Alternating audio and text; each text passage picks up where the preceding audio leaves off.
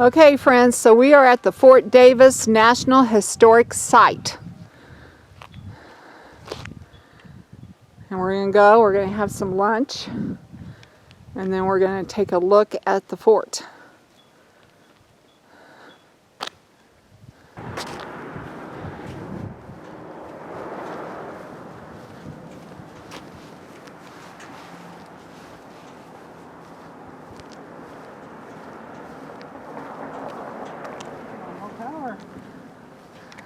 This is a faraway view, but it kind of shows the whole fort. We're going to get a closer look here in just a minute.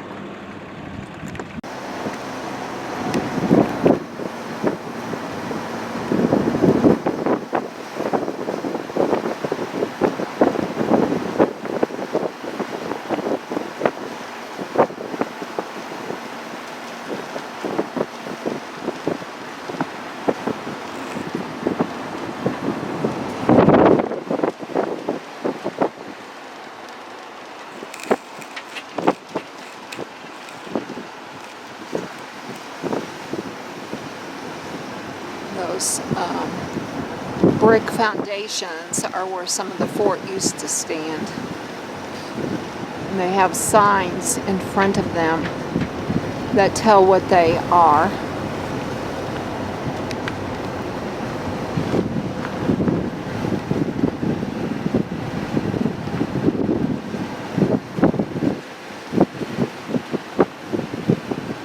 We're going to go down to the visitor center because we will be allowed to get our books stamped here. This is a National Historical Site. So, I'll turn you guys off for a bit. There's a sign at the beginning of the park. It says Historic San Antonio, El Paso Road. And it has 200 miles to El Paso that way. And 400 miles to San Antonio that way.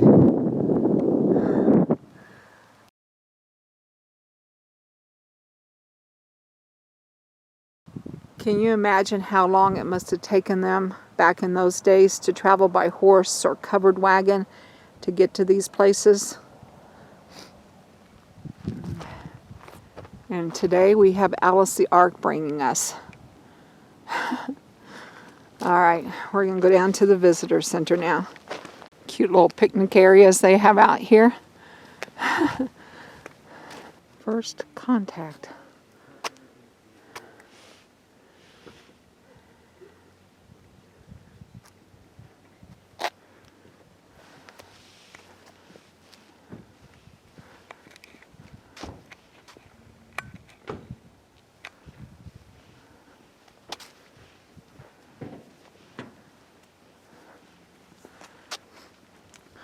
Food and shelter.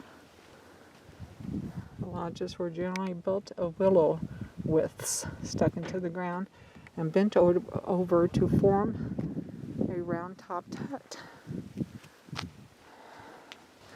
Fort Davis National Historic Site.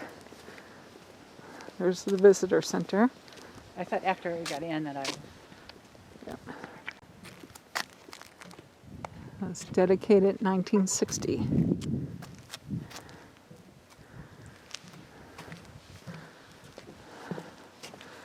We're going to go here. I'm going to get my passport book stamped.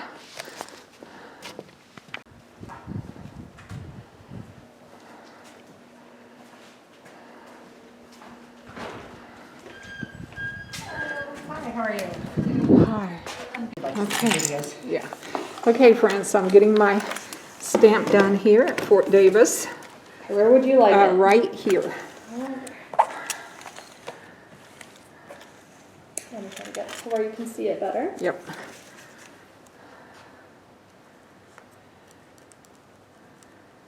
Thank you. Okay, Fort Davis, January the 12th, 2021. Fort Davis. Okay. This fort was active from 1867 to 1891. These are all original buildings. We do not rebuild from the ground up. So this is the best preserved Army fort in the whole Southwest. Cool. Most of the soldiers here were African American troops known as Buffalo Soldiers. They provided protection to travelers along this road. This was the southernmost road to California when gold was discovered, and it was the only road open all year round.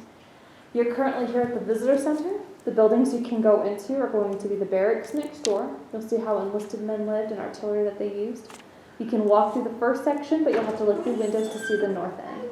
Head across the flagpole path, you'll get to the commanding officer's home, see where the boss lived. Completely different than this side of life. I'm sure. Further back is the hospital with Frontier Army Medicine. You'll read about the patients and see some examples of medical equipment. And then coming back up, you'll get to the Shared Lieutenant's home, which is a duplex for officers. We do highlight the civilians who work here as well in the hallway. These are the 4 you can go inside of. The rest of the grounds you can still explore. All we ask is that you not walk on the parade grounds, but just stick to all the paths that you see outside. They'll take you everywhere you want to go. Any artifacts you might come across, just leave them where you see them. Okay. If you'll have questions about anything, feel free to ask. I will be here for the rest of the afternoon. Okay. Thank you. Can we have a map for her too? So over here is a model of Fort Davis historic site. And now we're going to go out and see the real thing. Lovely bookstore here.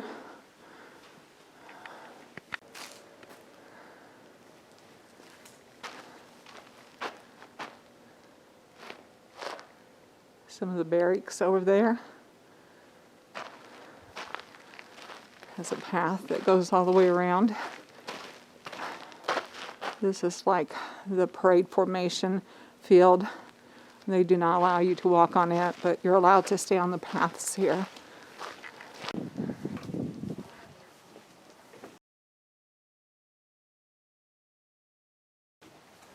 So here's one of the barracks that you're allowed to go into.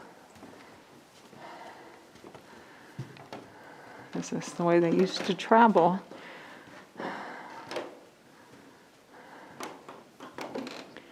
It says 2 or 4 mule Army escort wagon. Lightweight and sturdily built. The Army escort wagon was designed to keep pace with 1 or 2 companies of rapidly moving troops in the field.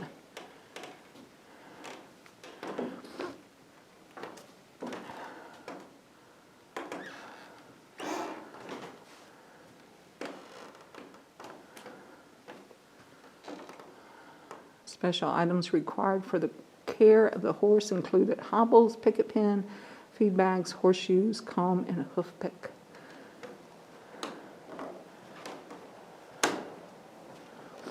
Two different kinds of soldiers. The horse soldier, the Army's first mounted regiments were not organized until the 1830s, called mounted riflemen or dragoons. These early cavalry units were used infrequently. By the mid-1800s, the frontier had pushed westward into the Great Plains, where the nomad horse cultures of the Plains Indians dominated. The vastness of the West made the U.S. cavalry necessary. And then on this side was the foot soldier. The foot soldier. On June 14, 1775, Congress authorized 10 companies of riflemen to be raised in Pennsylvania, Maryland, and Virginia as part of the new Continental Army.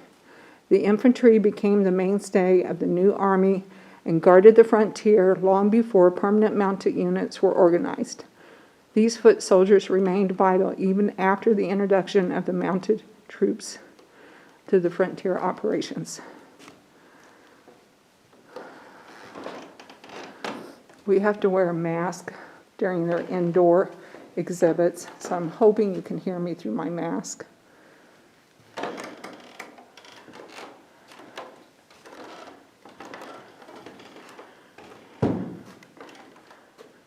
It says in West Texas, 135,710 miles were marched by the infantry and cavalry troopers during a 3-year period from 1878 to 1880.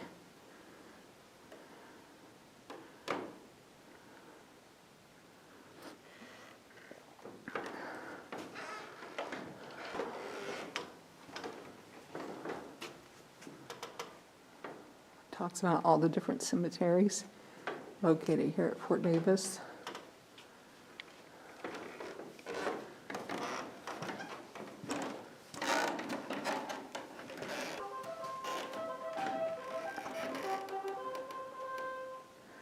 some of the cannons that were used.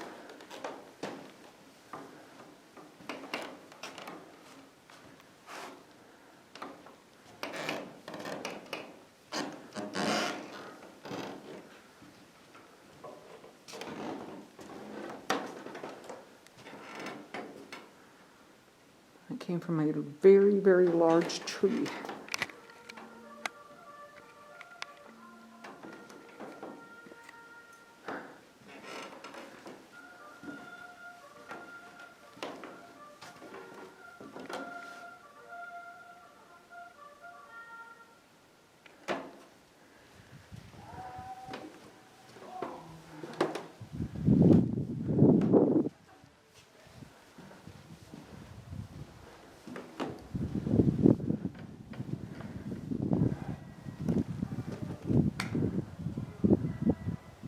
Some of the ruins.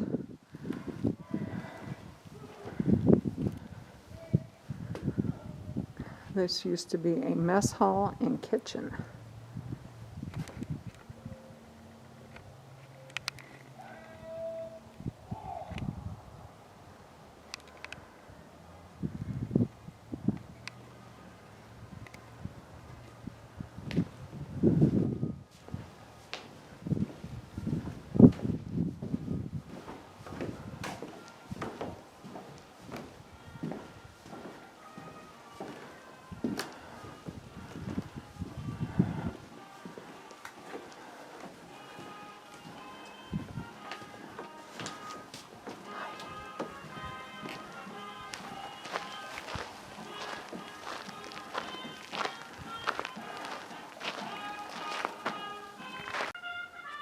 Hello, family and friends. I'm at Fort Davis, the historic site.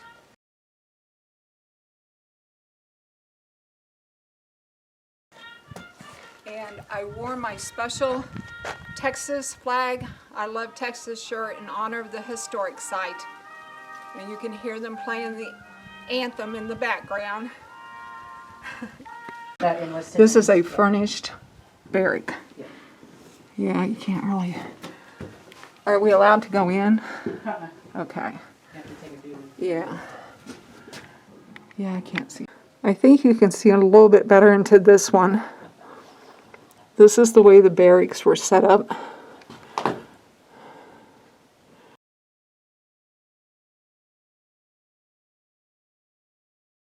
Okay, I think you can see these barracks a little bit better.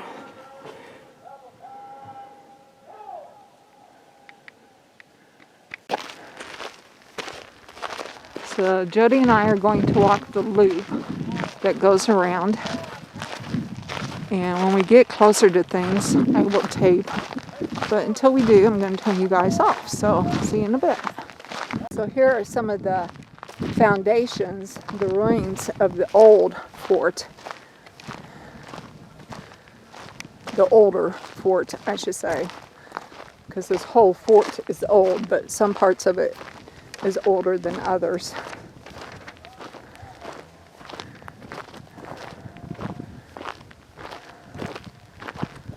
See, this is the enlisted men's barracks from 1876 to 1887, and then the canteen. So you can see that this section is much older than the section we just came from. All right, so here's the quartermaster storehouse for 1883 to 1891.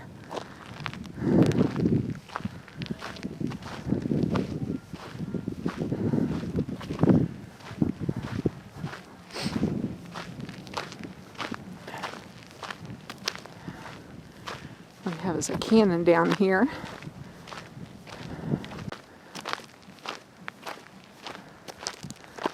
Or actually, it's not a cannon. It looks like more like a field gun.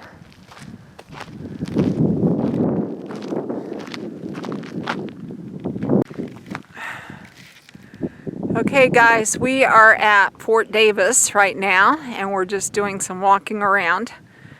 And you can see right over there, and behind me you can see a field gun and some kind of a fort building. So, and we're just doing a walk around of this beautiful place.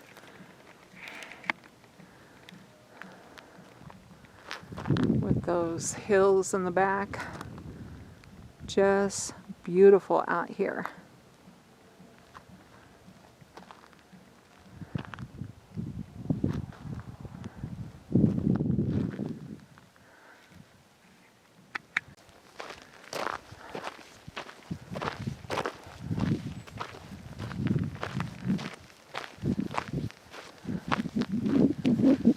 I'll go up here and check out this building. Okay, so this was the commissary from 1883 to 1891. Go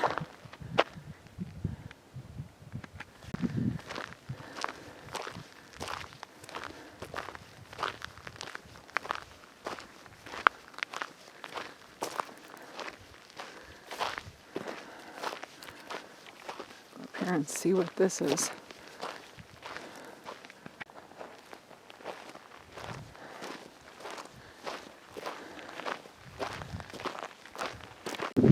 There's a guardhouse. We're going to go up and check out these buildings though. So here's the foundation for the post headquarters for 1870 to 1891.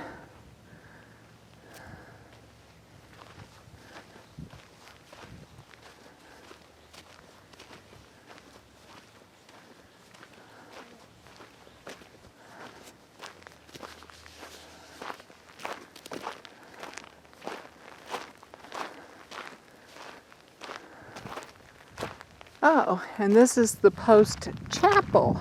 And this is the chapel. It was the chapel, the library, the schoolroom, and the Friday night ballroom. The community center, in other words.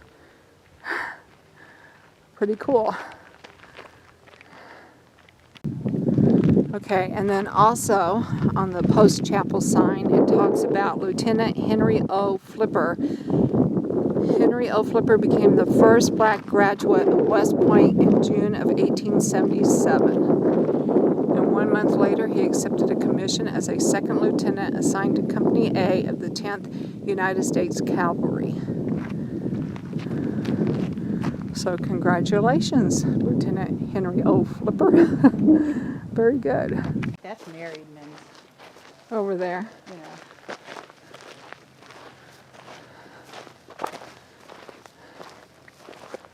Can't really tell. So here's one of the officers' barracks, probably the main officer, because then down here are the other officers' buildings.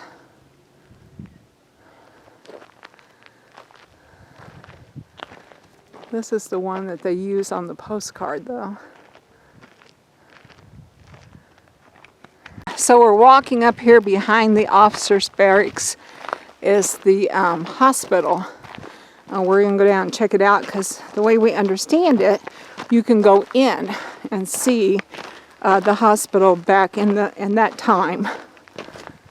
Okay, so we're behind the officers' building. And you can see that there's the kitchen, and then here's the clothesline, and they have some dated clothing there. That's kind of cool. We hope that it's not some park employees. Okay, so we're on our way to the hospital over there. They have this sign here. It talks about tonics, stimulants, and purgatives. All right. We're headed on over to the hospital. So the Fort Davis Historic Site involves quite a walk, but it's all level, and it's a very enjoyable walk, and everything's labeled. And we just ended up with a beautiful day to do this. So, very excited to see the hospital though. So that over there is the Commissary and Quartermaster Storehouse Foundation. for 1858 to 1862. You can see that we're kind of going back in history here because the signs are getting older. And that's where we're headed, is over to see the post hospital. Hospital storehouse.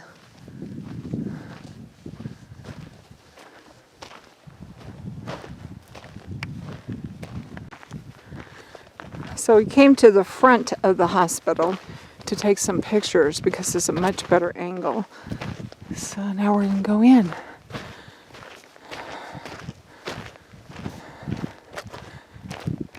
So this was the post hospital from 1876 until 1891.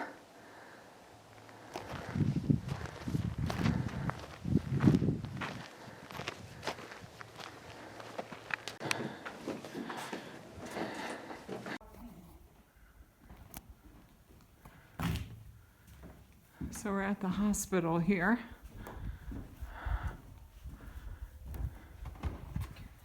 Okay.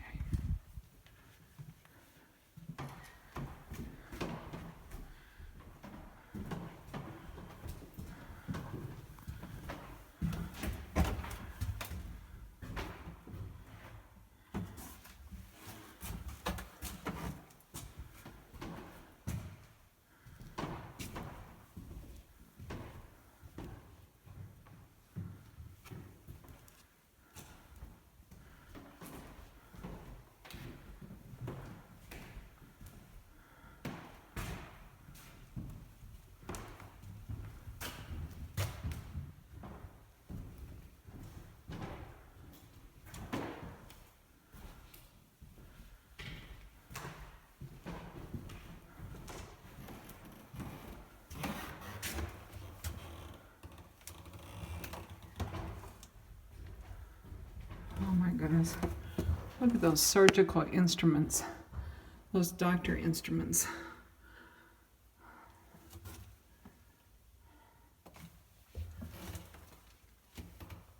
Look at those doctor instruments.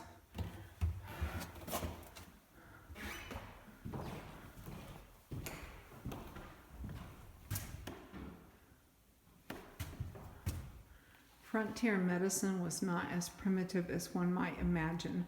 The Army Medical Department improved the nation's medical knowledge and practice, drawing on experience treating soldiers during the Civil War and on research from European and American scientists.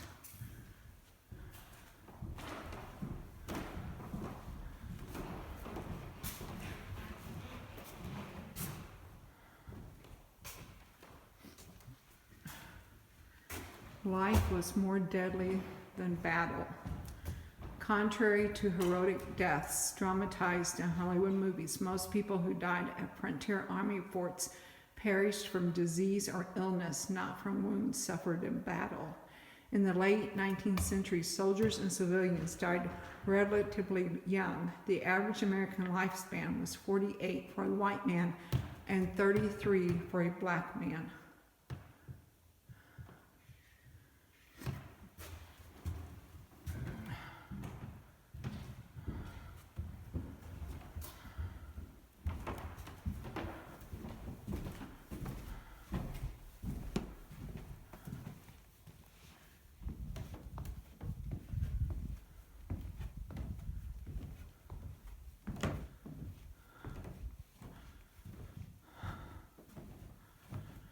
Consumption. They either died or got over it.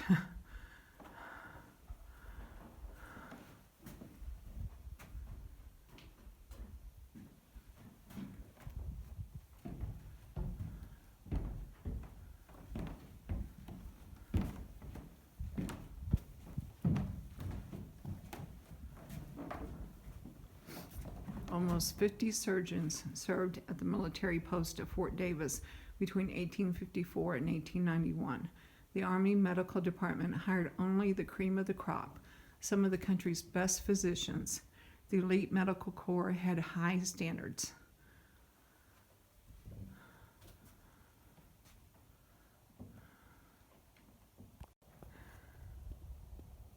Okay, friends, well, we just toured the hospital and it was really cool. And now we are headed back. So, very cool historic site. Very large, requires some walking, but it's all flat, it's all nicely graveled, very easy walk. But do allow yourself some time to see it all. So, all right, we'll talk to you later. Bye for now.